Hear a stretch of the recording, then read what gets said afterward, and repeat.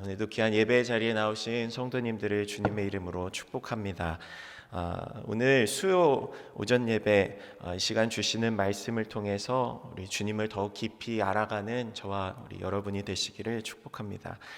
우리는 지금 부활 절기를 보내고 있습니다. 주일 예배 주보를 보시면 이제 부활절 2주, 또 다음 주에 제3주 이렇게 해서 성령 강림 주일까지 해서 50일 동안의 기간을 우리가 보내게 되는데요.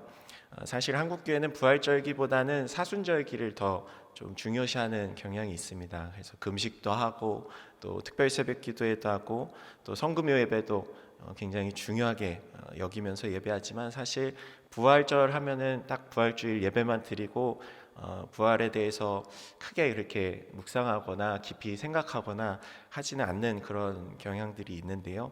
사실 초대교회에서는 부활절부터 이 성령 강림절까지 그 50일 동안을 부활절기로 아주 성대하게 지내면서 맛있는 음식도 해서 먹고 마시고 또 예수님의 부활을 계속 기념하고 또 기쁨을 서로 나누면서 또 누리면서 축제와 같은 기간으로 보냈다고 합니다. 40일 동안은 주님의 고난에 대해서 묵상하다가 이 부활절부터 50일 동안 더 긴 기간 하나님께 대한 찬양과 예수님의 부활을 기쁨으로 고백하고 그 기쁨을 세상 가운데 나누며 전했다는 것인데요. 그만큼 우리 주님의 부활의 사건이 그들에게는 중요하고 또 위대한 사건이었기 때문입니다. 오늘 예배하는 저와 성도님들도 이 부활의 주님이 주시는 참 기쁨과 평안이 날마다 우리 가운데 임하며 그 기쁨을 누릴 수 있는 우리들이 되시기를 소망합니다. 2010년 영국과 미국의 언더커버 보스라고 하는 리얼리티 프로그램이 방영된 적이 있습니다. 어떤 프로그램이냐면 어마어마하게 큰 대기업의 이제 CEO가 그러니까 회장님이 그 기업의 아주 말단 신입 직원으로 이제 위장 취직해서 들어갑니다. 예를 들면은 이제 우리 삼성의 이재용 회장님이 이제 가장 말단 사원으로 이제 위장을 해서 들어가는 건데요. 그래서 가장 말단 직원들이 지금 어떻게 일을 하고 있는지, 지금 그 현장의 상황이 잘 돌아가고는 있는지, 이 사람들이 나에 대해서, 이 회사에 대해서 어떻게 생각하는지 그거를 체험하는 거예요. 재미있는 포인트는 무엇이냐면 이 회장님이 회장인 것을 모른 채 이제 들어가다 보니까 자신에 대한 뒷담화를 많이 듣게 되는 거죠. 질문을 합니다. 우리 회사 회장님 어떻게 생각해요? 라고 물어보면 대부분은 뭐 회장이 누구건 내가 무슨 알 바예요 이렇게 대답하고, 또 심각한 경우에는 아주 신랄하게 욕을 하면서 이렇게 너무 열악한 근무 여건을 막 탓하면서 정말 나쁜 회사예요 이렇게 욕을 내뱉는 사람들도 있습니다. 그러면 이제 질문하는 회장님은 얼굴이 굉장히 화끈해지죠. 직원들이 정말 열악하고 어려운 환경에서 일하는구나라는 것을 깨닫고 그 여건을 개선해 주는가 하는 반면, 또 다른 회사는 대충 시간이나 때우는 그런 직원들을 발견하고는 또 실제로 막 해고를 시키는 그런 경우도 종종 있었습니다. 이 CEO들이 내 존재를 감추고 그 사람들에게 다가갈 때 나에 대한 그 사람의 진실한 이야기와 진실한 생각을 알 수 있고 들을 수 있었던 것인데, 사실 우리 주님도 성경에서 종종 사용하시고 언급하셨던 방법입니다. 우리가 잘 알고 있는 마태복음 25장에서 우리가 심판대 앞에 섰을 때 이 양과 염소를 나누시면서 이렇게 이야기하시죠. 주님, 제가 언제 주님을 도와주었습니까? 내가 가난하고 헐벗었을 때 네가 나를 도와주지 않았느냐? 오늘 읽은 본문에서도 예수님은 자신의 신분을 감추시고 이 두 명의 제자에게 나타나시는데요. 이제 엠마오로 가는 길이라는 로버트 준트라는 화가가 그린 작품이 있습니다. 1877년에 그린 그림인데요. 이 그림은 이 스위스의 이 로버트 준트라는 화가가 그린 그림인데, 제가 어렸을 때 시골에서 항상 가정 예배를 하면은 그 예배상에 그려져 있던 그림이랑 굉장히 익숙합니다. 근데 저 그림을 보면서는 그냥 예수님이 막연히 저런 분이구나 하는 생각만 했는데, 오늘 말씀에 묵상하면서 저 그림을 보니까 뭔가 좀 새롭게 다가오더라고요. 그림을 보시면 두 제자가 길에서 아주 예수님께 경청을 하고 있죠. 저 세 사람 중에서 어떤 사람이 예수님 같이 보이시나요? 예, 그림을 탁월하게 볼 줄 아는 안목들이 있으십니다. 가운데 예수님께 이 두 제자가 집중하고 있죠. 그런데 이제 우리는 한눈에 보아도 저분이 예수님이겠구나 하는 생각을 하는데 사실 이 성경 속에서 두 제자는 예수님이 예수님인 것을 알아보지 못했다고 기록하고 있습니다.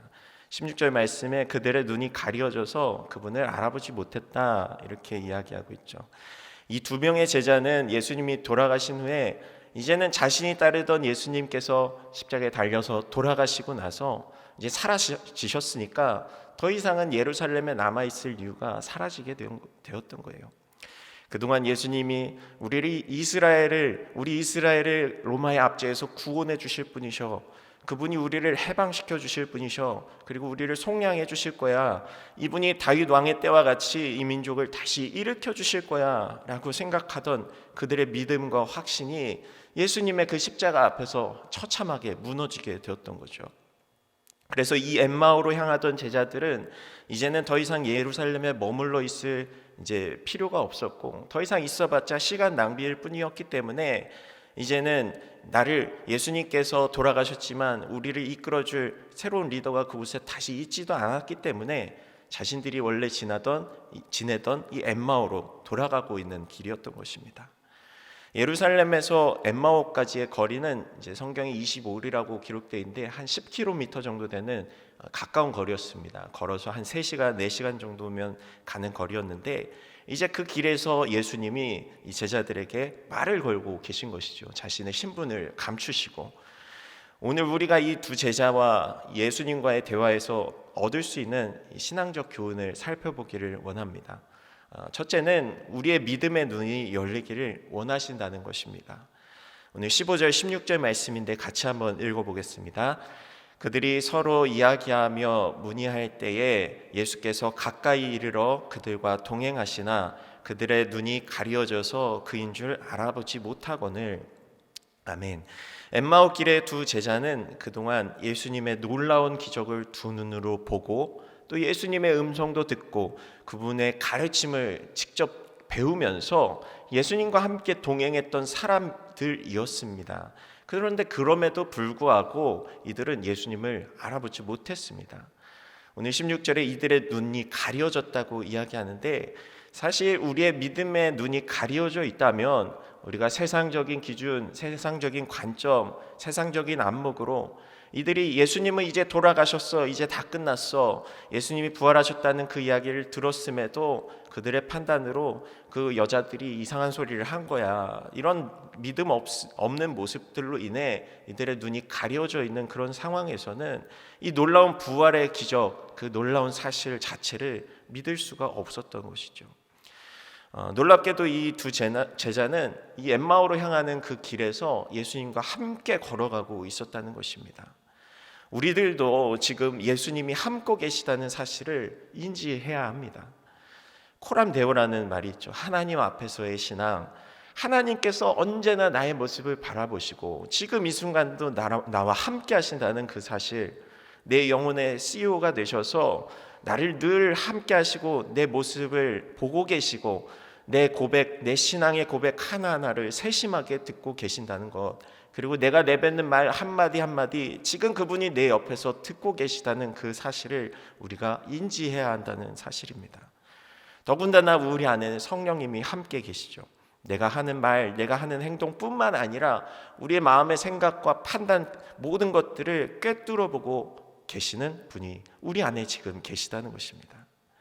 바라기는 우리가 누구를 만나건 또 예수님을 대하듯 무엇을 하건 우리 주님께 하듯 하는 우리 성도님들이 되시기를 축복합니다.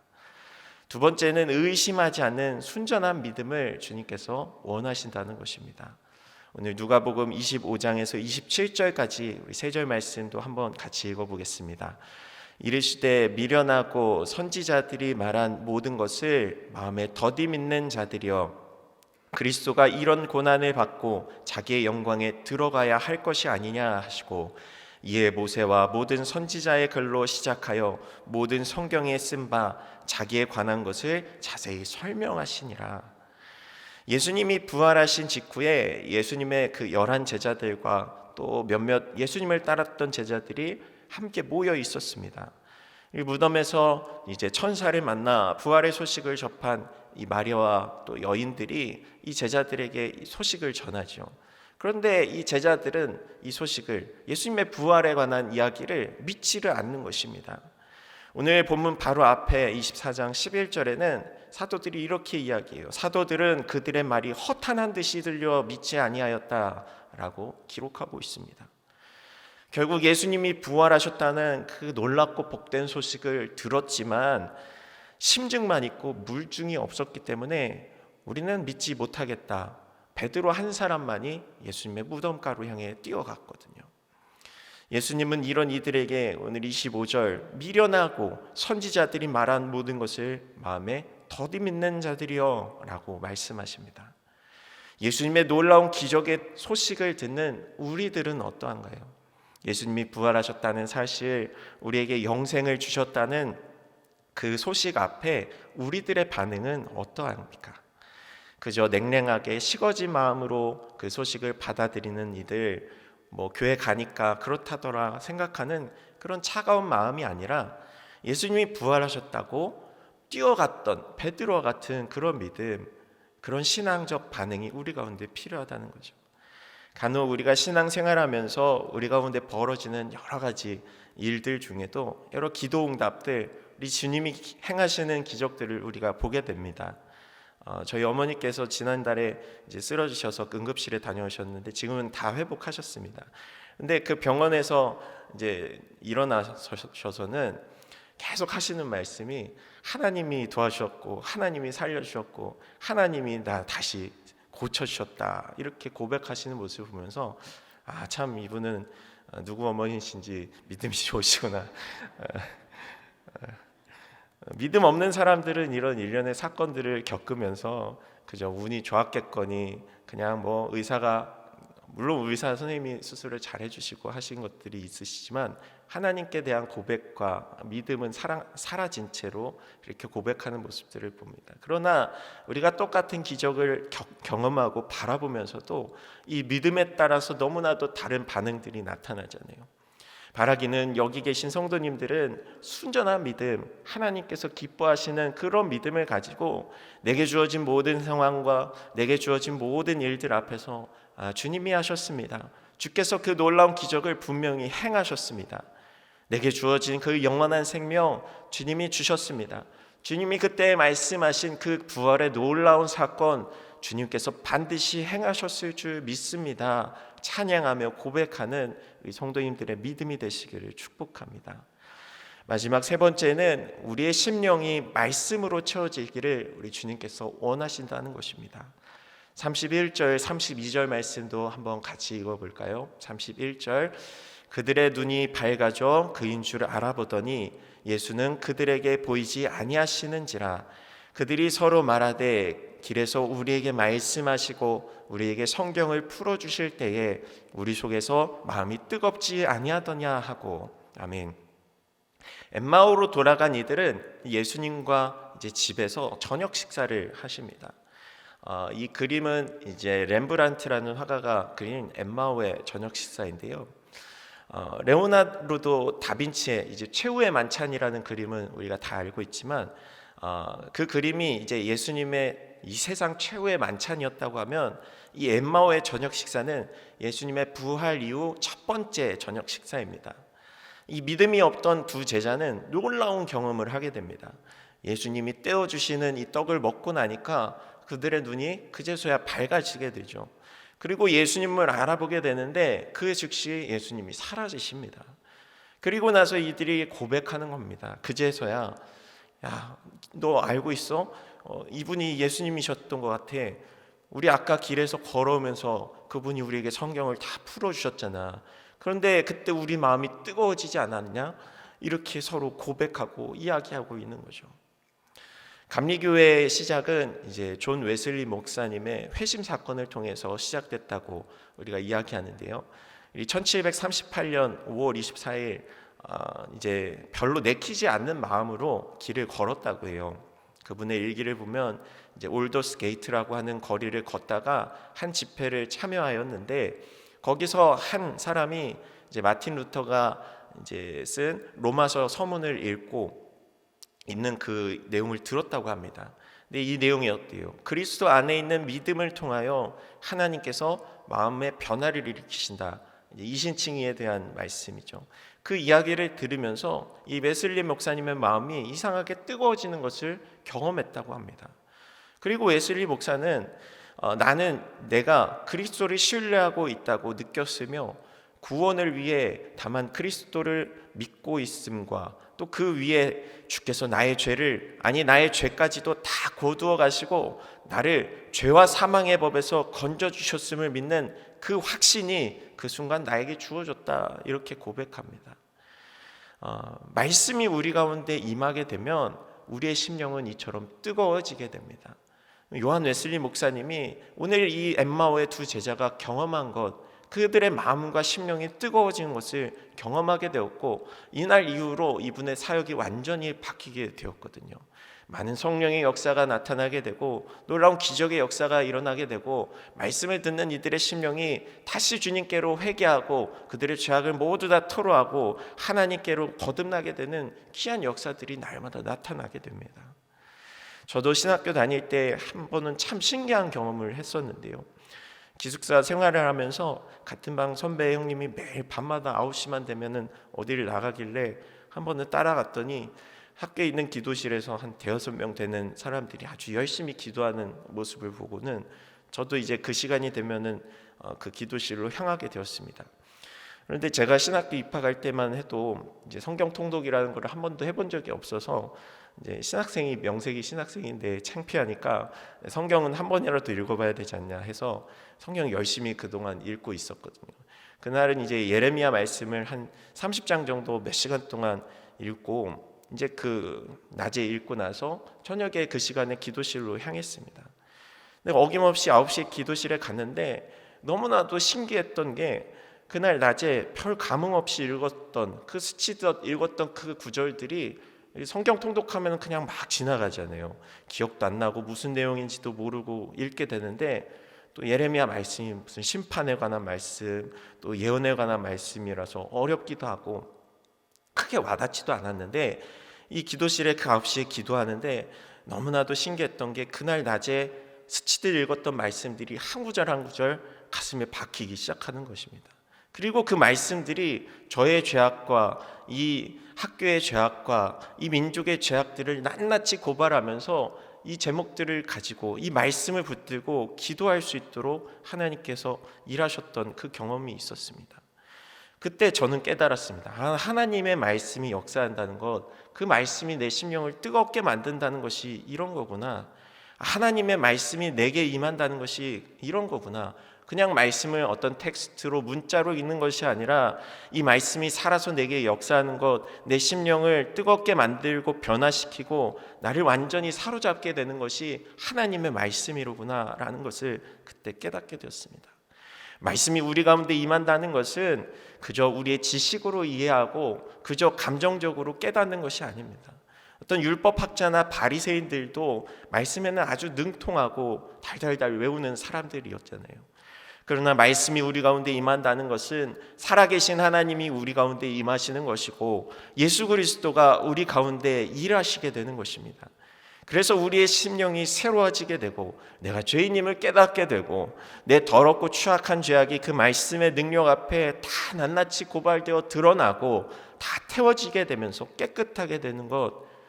오늘 이 두 제자는 아까 그 길에서 우리에게 가르쳐 주시던 그 말씀, 그 부활의 놀라운 사건이 믿어지지 않았던 그들로 하여금 엠마오라는 지역의 이름의 뜻이 뜨거운 온천, 또 따뜻한 물, 따뜻한 봄 이런 뜻이 있거든요. 예수님의 마음을 만나서 이들의 마음이 이 엠마오에서 뜨거워지는 성령의 임재를 경험했듯이 오늘 우리들에게도 하나님의 말씀이 임하게 될 때 우리의 심령이 뜨거워지고 또 새로워지는 것을 반드시 경험하게 되어질 것입니다. 누가복음 9장 52절 말씀에 이런 말씀이 있습니다. 예수께서 이르시되 손에 쟁기를 잡고 뒤를 돌아보는 자는 하나님의 나라에 합당하지 아니하니라. 주님은 우리가 다시 주님이 없던 때로 돌아가는 것, 출애굽한 백성들이 다시 애굽으로 향하는 것을 원하지 않으셨습니다. 오늘 엠마오로 향하던 두 제자는 사실 예수님의 십자가 희생 앞에서 희망을 잃고 예수님을 따르던 그 제자의 삶을 이제 다 내려놓고 돌아가던 참이었습니다.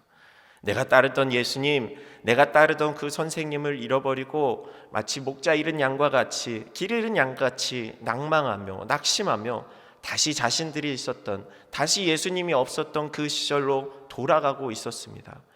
우리도 때로 신앙생활을 하다 보면 믿음을 잃고 내게 찾아온 어려운 일들로 인해서 또 시험거리로 인해서 좌절하고 낙심하며 하나님은 나와 함께 하시지 않는 것 같아, 혹은 하나님은 안 계신 것 같아 이러면서 다시 예전으로, 다시 주님을 따르지 않던 그 시절로 돌아가려고 하곤 합니다. 그러나 우리 주님께서는 엠마오 가는 그 길에서 이 두 제자를 붙잡아 주시고 그들의 눈을 열어주시고 그들의 믿음을 새롭게 해주시고 또 그들과 함께 더불어 먹고 마시며 그들의 심령을 뜨겁게 해주셨듯이 낙심하고 좌절한 우리들에게도 찾아오셔서 우리의 눈을 밝히 열어주시고 우리의 믿음을 새롭게 해주시고 우리의 심령 또한 다시금 뜨겁게 해주시는 분이심을 믿습니다. 그래서 주님을 향한 이 발걸음이 멈추어지지 않도록 엠마오로 향하던 우리들이 다시 예루살렘으로, 다시 복음을 전하며 다시 십자가 앞에 주의 부활의 증인이 되도록 우리를 유턴하게 하시는 분이십니다. 그러나 이것은 하나님의 말씀이 우리 가운데 임할 때에야만 가능한 일입니다. 날마다 하나님의 말씀을 우리의 심령에 채우며 날마다 주시는 주님의 그 양식을 사모하고 간절히 소망하며 그 말씀이 우리 부활의 주님을 향한 뜨거운 사랑으로 변화되는 것을 경험하게 되는 우리 성도님들의 삶이 되시기를 우리 예수님의 이름으로 축복합니다. 함께 기도하겠습니다. 사랑의 하나님, 감사합니다. 오늘 엠마오 가는 길 두 제자를 불러주셔서 이들의 심령을 뜨겁게 하여 주시고 또 이들의 믿음의 눈을 밝혀주시고 다시 부활의 증인으로 새로워질 수 있도록 이끌어 주신 주님, 우리들 가운데도 마찬가지로 주의 십자가의 증거자로 부활의 증인으로 우리를 부르신 줄 믿습니다. 날마다 살아가는 그 삶의 순간순간 무뎌지고 또 소망을 잃은 우리의 믿음 연약한 모습이 있었다면 용서하여 주시고 다시금 주님을 향한 뜨거운 사랑과 주의 말씀을 향한 타오르는 사랑으로 하나님 우리의 심령을 새롭게 하여 주셔서 주님 나라 향한 발걸음 멈추어지지 않도록 우리 춘천중학교의 모든 성도님들과 함께하여 주시옵소서. 또 함께하여 주실 줄 믿사오며 거룩하신 예수 그리스도의 이름으로 기도드렸습니다. 아멘.